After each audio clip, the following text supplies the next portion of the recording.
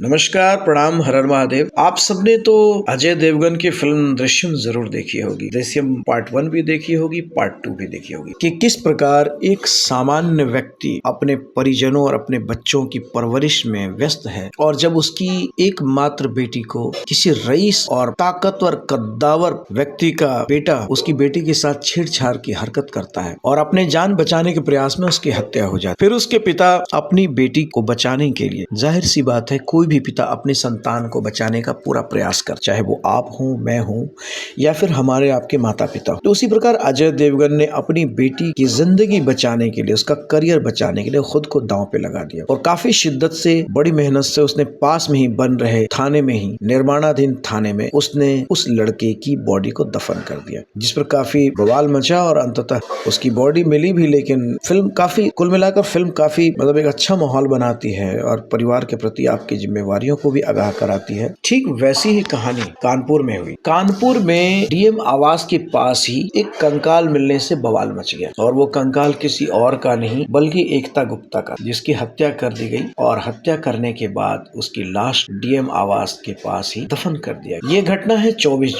जून 2000। कानपुर के जिस gym trainer विमल सोनी पर कारोबारी की पत्नी की हत्या का आरोप है, उस विमल सोनी को गिरफ्तार करने के बाद पुलिस उसकी कुंडली खंगाल रही। जांच पड़ताल के दौरान पता चला कि जिम ट्रेनर की सोशल मीडिया पर अच्छी खासी फैन फॉलोइंग थी और उस फ्रेंड लिस्ट में पुरुषों से ज्यादा महिलाओं की संख्या थी। हालांकि 4 महीने पहले उसने अपने सारे सोशल मीडिया अकाउंट बंद कर दिए थे। गैरतलब हो कि ये वही वक्त था जब कारोबार की पत्नी एकता गुप्ता अचानक गायब हो गई थी। अब 4 महीने के बाद जब उनकी लाश डीएम बंगले के बगल में एक गड्ढे में दफन मिली तो बवाल मच गया। पुलिस के मुताबिक एकता की हत्या विमल ने ही की थी और उसकी लाश को गड्ढे में दफन कर दिया। फिलहाल इस मर्डर केस में विमल सोनी को गिरफ्तार कर लिया गया है। वहीं पर एकता के शव का पोस्टमार्टम करवाने के बाद उसका अंतिम संस्कार कर दिया गया है। हत्या आरोपी विमल सोनी के बारे में पता चला है कि वह जिम ट्रेनर बनने से पहले होटल में वेटर का भी काम कर चुका है। इसलिए एकता की हत्या के बाद फरारी के दौरान वह पंजाब पहुंचा तो वह कई दिनों तक वेटर का काम करते हुए अपनी पहचान उसने छिपा कर, लेकिन पुलिस की गिरफ्त में वो आ ही गया। पुलिस की पूछताछ में विमल सोनी ने बताया कि वह बॉडी बिल्डिंग में मिस्टर कानपुर, मिस्टर यूपी जैसे खिताब जीत चुका है और उसने मिस्टर इंडिया प्रतियोगिता में भी भाग लिया था। हालांकि इसमें वह 5वें स्थान पर रहा। बाद में उसने कानपुर में जिम ट्रेनर का काम शुरू किया और वो बड़े बड़े अधिकारियों, कारोबारियों और उनकी पत्नियों को जिम सिखाता। कथित तौर पर इसी दौरान एकता गुप्ता और विमल सोनी की